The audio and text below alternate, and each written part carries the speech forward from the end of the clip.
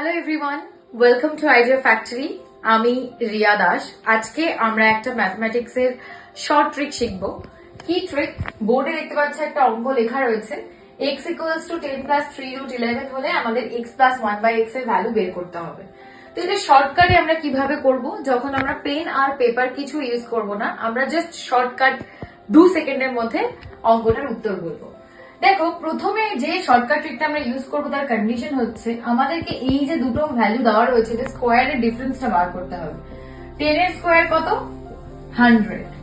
আর 3 root 11 কে যদি আমরা square করি তাহলে এটা কত আসবে? 99। 3 এর স্কোয়ার করলে 9 আর রুট 11 এর স্কোয়ার করলে 11, 9 ইন্টু 11 99। তাহলে এদের দুজনের ডিফারেন্স কত হচ্ছে? 100 আর 99 এর 1। এইরকম সময় আমরা যখন x প্লাস 1 বাই x করবো তখন আমরা জাস্ট এই যে বড় সংখ্যাটা থাকবে তার ডাবল করে দেবো, অর্থাৎ 10 এর ডাবল